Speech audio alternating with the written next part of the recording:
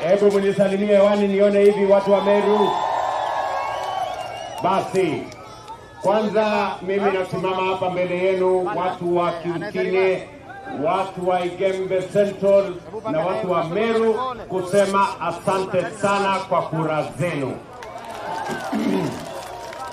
Tulikuja hapa tukaomba kura zenu, mkatupatia, mkatuongezea maombi, Mungu akatubarikia tukapata ushindi. Si kweli? Na leo mimi nimefika hapa kwa sababu tulikubaliana na nyinyi ya kwamba tukimaliza uchaguzi kitendawili haitaanza, kazi ndio itaendelea. Sisi tulikubaliana kazi ndio itaendelea, ama tulikubaliana namna gani? Ni kazi iendelee, sio? Na ndio sababu hiyo nimeketi chini na viongozi wenu wa Meru na tumekubaliana vile kazi tutaendesha sasa kutoka hapa. Mwaka uliopita tulitumia mwaka huo kupanga maneno na kulipa madeni ya wale watu wa handshake na watu wa BBI na wale watu wa rege. Sasa tumemaliza hiyo kazi, sasa kazi imebaki ni ya wananchi, tufanye kazi, tufanye maendeleo. Si ndio? Mimi najua barabara yenu hii ya KIUTINE kwenda mpaka Murera, si namna hiyo? Tumetengeneza lakini haijakamilika na bado imeanza kupata potholes. Sasa nimeambia waziri wetu wa mambo ya barabara, mimi nimewawekea shilingi milioni 100 ingine ya kukamilisha hii barabara. Na kwa miezi 6 ijayo hii barabara itakuwa imekamilika. Tumeziba potholes yote na tumetandika lami tena juu ya ingine. Tumekubaliana? Vile vile tumekubaliana ile barabara yenu ya Kore. Ndio? Hiyo barabara ya Kore inatoka hapa Kiengu, si ndio? Alafu inaenda mpaka Ndhabiru, alafu inaenda mpaka wapi? Kanjo. Ama ni gani ndio mlikuwa mnasema? Ni hiyo? Hiyo ya kutoka Kiengu kwenda Ndhabiru kwenda mpaka Kanjo, ndio hiyo? Sasa hiyo hiyo barabara mimi nimekubali, nitawawekea kwa mpango, nijenge niweke lami. Tumekubaliana jameni? Kuna barabara ingine ya kule Kangeta ambayo inaenda mpaka Isiolo, pia nitaenda nipange huko nikienda Kangeta. Tunaelewana? Si tulisema kazi iendelee? Ama mnasemaje? Vile vile ngoja. Sasa nyinyi mbona mnaniharakisha? Kwani mmesikia mimi niko na haraka ya kwenda wapi? Na nikiamua nilale hapa mtafanya nini? Sijui kama tunaelewana. Sasa hiyo barabara mmesema ingine ya Adhero, si ndio? Sasa nyinyi mnataka yote ijengwe siku moja? Si mnipatie nifanye kwa mpango hivi ama namna gani ndio nitafute pesa? Tunaelewana? Mimi nataka niwahakikishie hata hiyo barabara ya Adhero wabunge wenu wamenieleza na tutaweka katika mipango yetu. Hapa Kiengu mumepata DCC mpya, si ndio? Hapo tumewawekea sub county. Hawa waheshimiwa wameniambia pale hakuna mjengo ya kutosha, mahali mnaweza kwenda kupata ID na mambo yenu mengine. Na nimekubali nitaweka milioni 20 tuwajengee, kwamba tujenge DCC office pale na vile vifaa zingine, na kama hiyo pesa haitatosha nitawaongezea mpaka tuhakikisha kwamba kazi yenu, ile huduma mnatafuta kwa serikali, inapatikana mahali karibu, ndio muweze kuendesha mambo yenu, msisumbuke kutafuta huduma ya serikali mahali mbali. Tumekubaliana? Watu wa hapa KIUTINE tumekubaliana? Vile vile mimi nimefika hapa leo kwa sababu wakati mmoja nililand kwa ile shule. Na hiyo shule ilikuwa shule inakaa kama boma ya ng'ombe, si ndio? Sasa nimerudi hapo tena. Siku ile nilisema tutawasaidia kujenga madarasa 5. Sasa imekamilika pamoja na administration block. Lakini pale bado iko madarasa mengine mingi ya mabati. Nasikia sasa hii dunia vile iko shida. Sasa nimekubaliana na huyu mjumbe wenu, si ndio? Huyu Kele.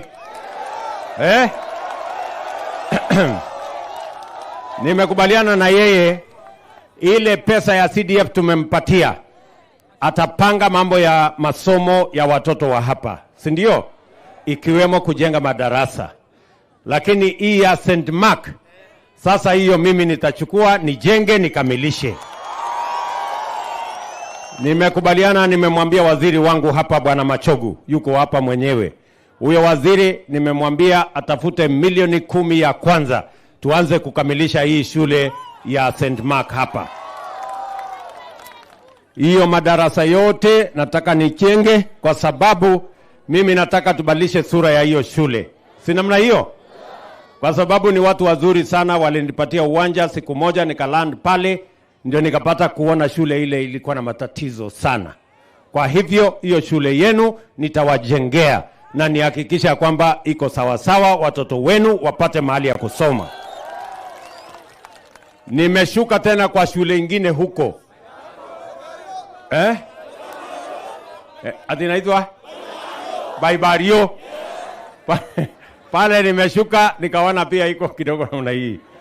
So kuna maneno pia nimepanga ya Baibario hiyo, ili pia tuinue hiyo shule ndio ikae shule mzuri. Si namna hiyo? Kwa sababu hata nyinyi ni watu wazuri. Mimi vile vile nataka niwaeleze hivi. Mbali na hiyo mambo yote ambayo nimesema, leo mimi nimefika hapa kwa shughuli ya mambo yenu ya maendeleo ya barabara ya hapa kwenu, na vile vile mambo ya stima. Mimi najua ya kwamba stima haijafika kwa nyumba ya watu wengi hapa, si ndio? Na tumeketi chini na waheshimiwa wenu, tumekubaliana na nimewaeleza katika mpango yetu ya mwaka huu hapa Meru County tumeweka pesa bilioni 1 na milioni 240, 1.24 billion ya Meru County ya mambo ya stima, ya kusukuma stima mpaka ifike kwa manyumba ya wananchi 20,000 wapya hapa katika Meru County. Hapa katika constituency hii yenu, mheshimiwa unisikie vizuri, katika constituency hii tumeweka milioni 300 ya kusukuma stima ifike kwa nyumba ya hawa wananchi. Hapa Igembe Central tunataka kuunganisha watu 4,000 wapya katika mambo ya stima. Nyinyi mko tayari?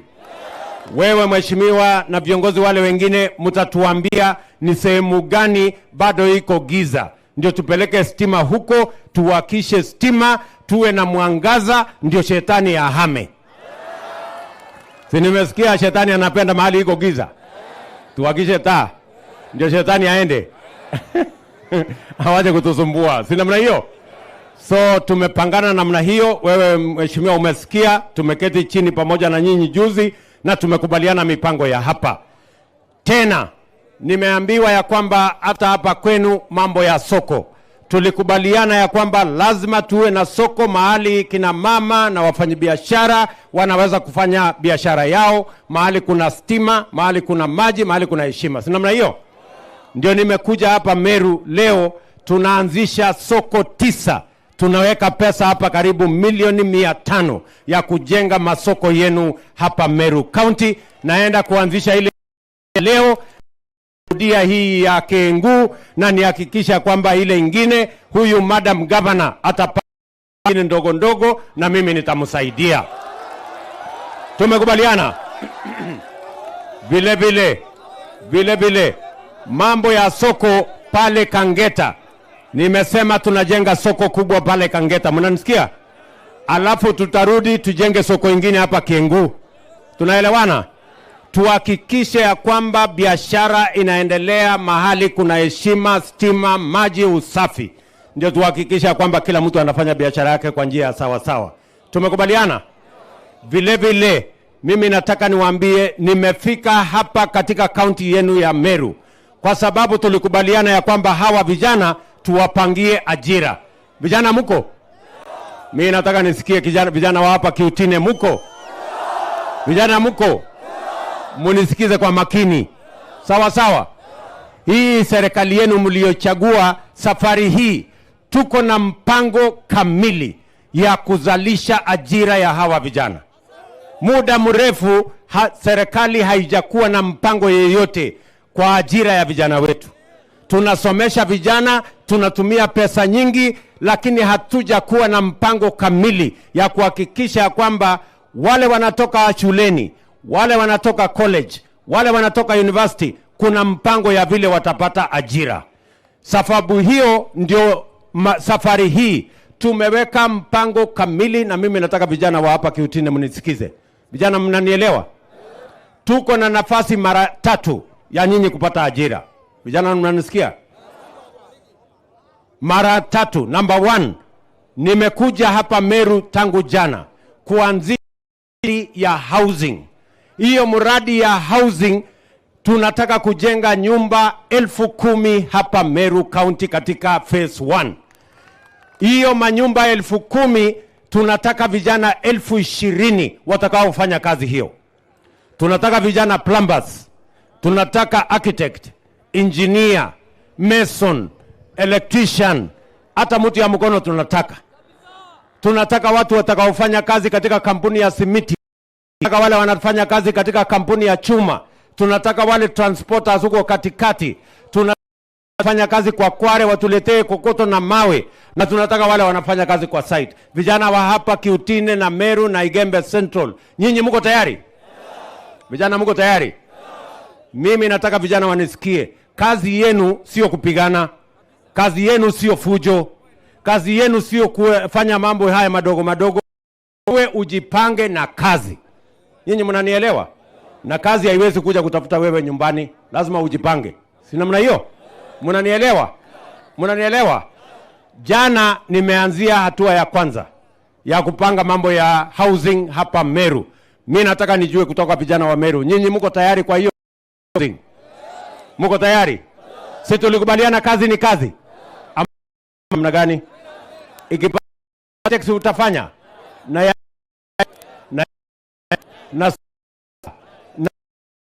na carpenter na hiyo ingine plumber na hata hiyo ingine ya mkono. Mko tayari ya mko? Wale wanasema tuko tayari, nione kwa mkono. Sawa sawa. Jambo la pili nataka mnisikize nyinyi vijana tena. Kama hapo kwa housing haujapata ajira, tuko na mpango ingine ya digital jobs. Mimi nimekuwa hapa juzi, nimekuwa hapa jana, nitakuwa hapa mpaka kesho. Tumekubaliana na hao wabunge, huyu Kele akiweko. Tumekubaliana ya kwamba kila ward tunajenga ICT hub. Mahali tutaweka kompyuta. Huyu Kele sheria ya Kenya. Wacha mambo ya Simba kwanza. Tupange kazi yenu kwanza, ama namna gani? Si ndio? Si huyu Kele mnajua hako na kazi? Na hako na mshahara? Wewe uko na kazi? Uko na mshahara?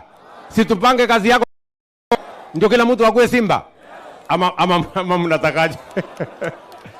Tuko so tumekubaliana hivi, sikiza nyinyi vijana. Kwa sababu lazima niwaelimishe, kwa sababu wangu na nipatia. Ndio? Sikizeni. Huyu Kele tumekubaliana. Mimi nimesign sheria mpya ya CDF. Hiyo CDF tumeweka pesa ambayo itajenga ICT hub katika kila ward katika taifa letu la Kenya, ikiwemo wards zenu. Ngapi iko ward hapa? Wards 5 ya hapa Igembe Central itakuwa na ICT hub. Nyinyi mnanisikia? Huyu Kele atajenga ICT. Machogu waziri wangu ataleta makompyuta 300 400 kwa kila ward. Na mimi tayari nimepanga ajira na Wajerumani. Waziri kutoka Ujerumani alikuwa na mimi jana jioni, tukikubaliana vile hawa vijana watafanya kazi wakiwa hapa Igembe Central, lakini wanafanya kampuni zenye ziko Ulaya, zenye ziko Ujerumani, zenye ziko huko Marekani. Nyinyi vijana mko tayari? Na kazi yetu ni kuleta hapa kompyuta na kuleta internet. So nyinyi vijana, kazi yenu itakuwa ni kufinya kompyuta. Nyinyi mtashindwa kufinya kompyuta? So mimi nataka niwaambie, you have an opportunity. Na munisikize kwa makini. Mko na opportunity mzuri ya kufanya hiyo kazi. Jambo la 3, tunawapangia export ya labor na tumekubaliana vile tutafanya hivyo. Vijana wa hapa KIUTINE tuko pamoja. Tupange ajira yenu ama mnataka kuendelea kukaa hivi hivi? Tuwapange na kazi. Mnasema tuwapange na kazi. Ndio kila mtu awe na pesa kwa mfuko. Tumekubaliana? Hiyo kazi tuane vizuri. Mimi nataka niwaambie vile vile tumekubali mambo ya afya. Tulikubaliana ya kwamba lazima tubadilishe mambo ya afya. Mimi nataka niwaambie hapa Meru vile tumefanya Kenya. Kenya tumeajiri community health promoters 1,100. Hapa Meru tuko nao 3,700. Tumekubaliana na county government yenu ya Meru. Na mimi nimetoa kits our community health promoters. Munaona kit kama ile? Ukiona hiyo kit, uone kama hii. Hii tumelete kama serikali ya Kenya. Kila kijiji kutakuwa na muuguzi hapo kijiji. Atakuja nyumbani akupime pressure, akupime sukari, akuambie kama uko na ugonjwa na akupange vile utaenda hospitali. Tuendelee na hiyo kazi ama tusiendelee? Mimi niliwaambia vile vile ile gharama ya NHIF ambaye ni shilingi 500. Niliwaambia tutakuwa na sheria mpya. Huyu Kele na wabunge wengine wamenipitishia sheria 4 mpya ambayo itasimamia mambo ya matibabu ya Kenya. Na hiyo sheria 4 inasema mambo matatu ya muhimu. Number 1, inasema ya kwamba wale watu wanalipa 500 saa hizi kila mwezi. Kama mapato yako iko chini, tutakupunguzia kutoka 500 mpaka shilingi 300 kila mwezi. Wewe mwananchi ambaye huna uwezo, hana uwezo, wewe ambaye una NHIF leo kwa sababu huna uwezo, tumesema serikali ya Kenya itakulipia. Wewe mwananchi ambaye huna uwezo. Nani ana NHIF hapa nione? NHIF? Sasa wewe kama huna uwezo wa kulipa, tutakupima kwanza kama wewe ni mtu tu ambaye unakataa kulipa. Lakini kama huna uwezo, sisi tutakulipia kama serikali ya Kenya. Ndio ukienda hospitali utibiwe, uende nyumbani bila ya kuulizwa pesa yoyote. Nyinyi mnanielewa? Jambo la 3, kwa hiyo sheria mpya tumekubaliana vile vile ya kwamba sio vizuri mwananchi anakuwa mgonjwa, kansa, saratani, hypertension, diabetes, 1,500, milioni 1, milioni 2, anauza ng'ombe, anauza mali kwenda kulipa hospitali. Tumesema ya kwamba tutakuwa na hazina maalum itakayogharamiwa na serikali ya Kenya kuhakikisha ya kwamba kuna Mkenya tena anauza mali yake kwa sababu ya kulipa hospitali. Bili yote ya hospitali italipwa na serikali ya Kenya. Ama mnasemaje watu wa KIUTINE? Mnataka kuendelea kuuza ng'ombe yenu kulipa hospitali? Si tubadilishe sheria? Mimi nishabadilisha sheria, lakini kuna watu wachache wameenda kotini. Ati wanataka kuzuia ati nyinyi muendelee kuuza ng'ombe zenu. Mimi nataka niwaulize, mnataka tuendelee kuuza ng'ombe kwenda kulipa bilo? Mnataka ati mtu wa 500 asishukishiwe ikuwe 300? Si mnasema huyu mwenye hana uwezo tumulipie kama serikali? Si namna hiyo?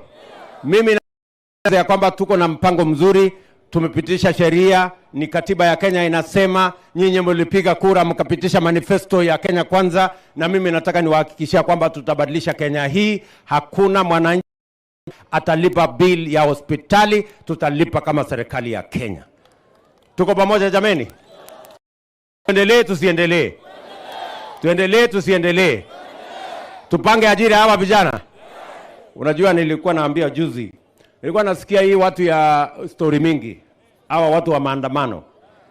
Mimi wanapinga hii maneno ya kupanga ajira hawa vijana. Wanapinga housing, wanapinga export of labor, wanapinga mambo ya digital jobs. Mimi nikauliza, sasa nyinyi mnapinga hii kazi yote, hawa vijana mnataka kuwapangia nini? Ati tumewapangia maandamano. Mtu unaweza kufanya maandamano kama ni kazi? Maandamano inalipwa. Mnataka tuendelee na maandamano ama tupange ajira ya hawa vijana? Si tupange kazi ya hawa vijana. So kazi iendelee. Tupange hii kazi. Housing mnasema iendelee isiendelee? Wala wanasema housing iendelee, nione kwa mkono. Si nyinyi ndio kusema Kenya hii? Ama ni aje? Kuna public participation kuliko hii yenu? Si amri yenu ndio amri ya Mungu? Kwa hivyo mimi niko na amri ya kutosha, nitasongesha mbele. Ama mnasemaje jameni? Watu wa KIUTINE tumekubaliana? So hiyo kazi ingine yote ambayo mmesema nimekubali ya kwamba hapa KIUTINE bado tuko na walimu ambao hawatoshi. Na ndio sababu mwaka uliopita tuliajiri walimu 56,000. Lakini bado tuko na pengo katika shule zetu. Ndio nimekubaliana na hao wabunge tena mwaka huu tunaajiri walimu wengine 20,000 ambao watatusaidia kusomesha watoto.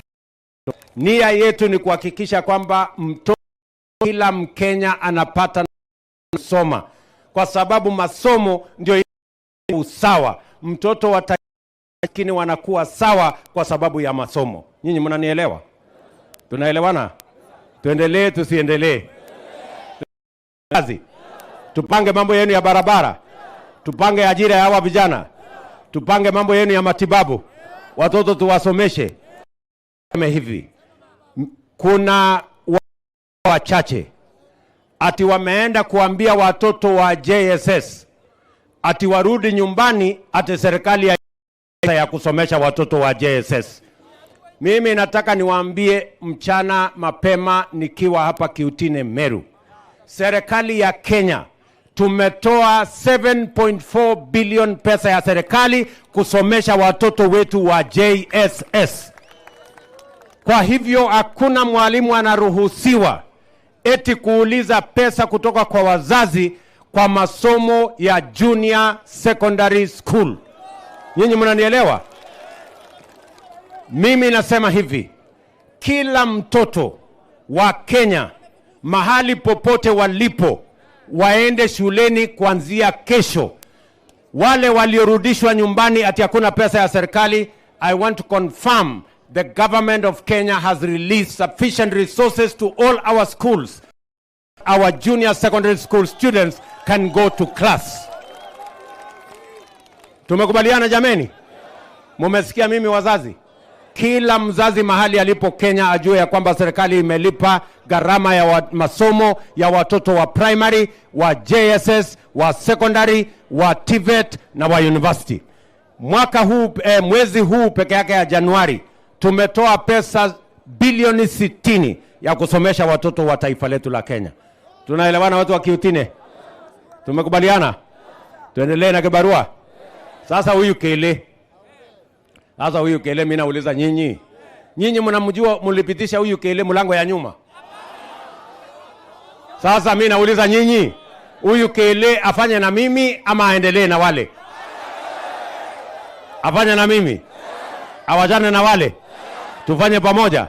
Ndio tujenge hii barabara na tuunganishe stima na tupange ajira hawa na tujenge kengo hapa na tupange watoto wetu wasome. Hebu niole wala anasema Kele. Nyinyi ndio mumemwamurisha afanye kazi na mimi na timu yetu ya Rigiji na hao wengine. Hebu nione tena kwa mkono ndio Kele aone. Sasa Kele, sasa sikia wewe Kele. Hawa unaona hapa, hawa ndio wadosi wetu. Na wakiamua wameamua na sisi ni kufuata. Si ndio? Tuko pamoja? So wewe Kele, sasa mambo yako iko sawa. Wananchi wametoa amri, wamesema tufanye kazi pamoja ndio dunia iweze kusonga mbele. Si ndio? Kabla ya Kele, si mnajua niko na deputy president ambaye ananisaidia kazi hii. Anaitwa nani? Anaitwa nani? Rigiji. Aya, wasalimie.